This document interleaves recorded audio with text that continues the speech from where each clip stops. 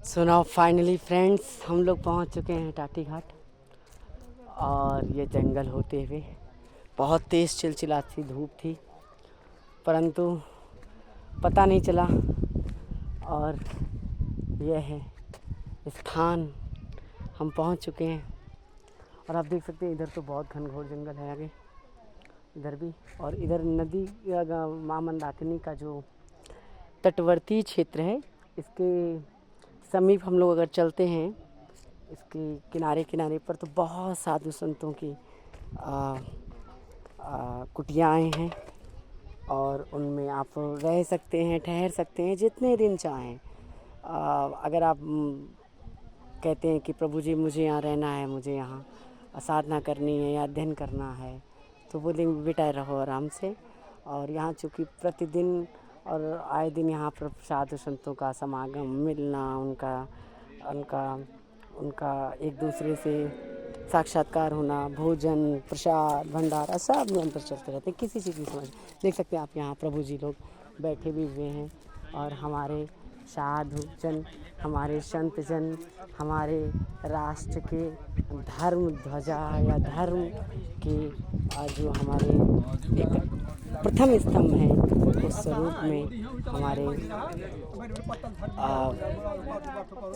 हमारी संस्कृति की आधारभूत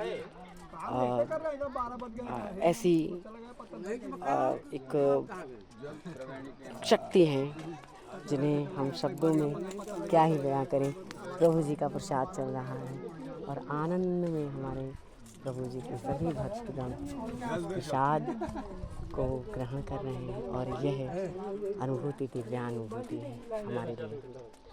मैं कोई यूट्यूबर नहीं, हाँ, और मैं कोई पैसे के लिए या पॉपुलर या फेमस या नेम एंड फेम के लिए कुछ ऐसे वीडियो बना रहा हूँ।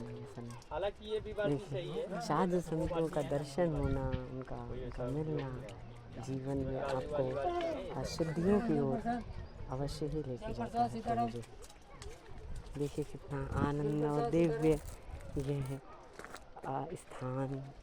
और ये उधर शायद अभी चप्पल या जूता पहन के जाना वर्जित है। और मैं इसे टाटी घाट कहते हैं।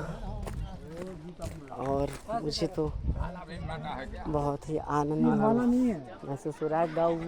गौ माता भी हैं। और इधर देखिए प्रभु जी संतों की, और वो माँ मंदाकिनी का वह पावन दर्शन जो कि बहुत ही आनंदमय है। यह देखिए, वाह, प्रभु सच्चिदानंद रूपाय, हमारे साधु जन, हमारे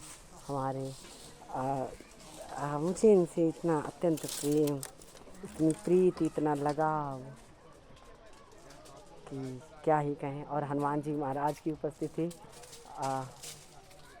वैसी भी रहती ही है जहाँ प्रभु का धाम रहता है। जहाँ प्रभु, वैसे तो प्रभु सर्वत्र हैं, ये भी सर्वत्र है निसंदेह। और देख सकते हैं आप लोग कितना दिव्य है यह स्थान। अभी तो किनारे किनारे प्रभु जी ने बताया कि आप जाएंगे तो आपको बहुत सारे साधु संतों के दर्शन और उनका आशीष वचन भी प्राप्त होने का सौभाग्य मिल सकता है। तो इसी दृश्य को आप देखिए। और यह तो रुचि की बात है कि किसको क्या पसंद है। 56 भोग रखा हुआ है।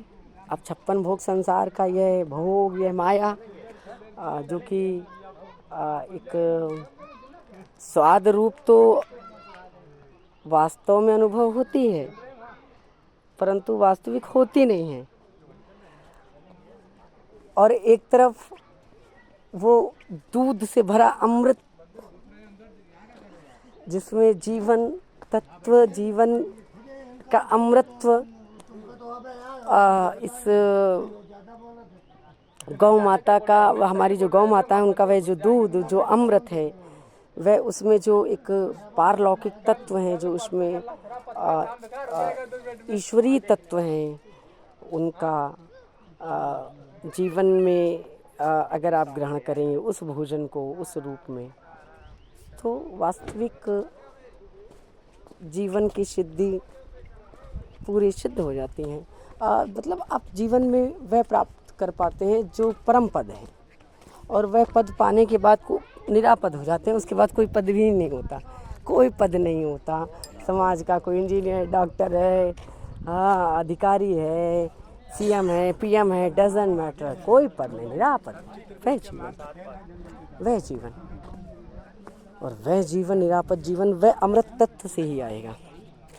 अब भौतिक की शिक्षा लेके अमृत तत्व की खोज और उसकी प्यास या उसकी प्राप्ति नहीं कर सकते। आप जीवन के सारे अलौकिक और इहलौकिक के सुख भोग सकते हैं। अब उस सुखों में आपको वास्तविकता अगर नज़र आती है तो वो आपका दृष्टिकोण है, और उस आधार पर हम कह सकते हैं कि जीवन के सार तत्व को अगर समझा जाए तो यह भोग वांछाएं, यह मायामयी जगत सिर्फ एक छप्पन भोग है, निपट और कुछ नहीं है।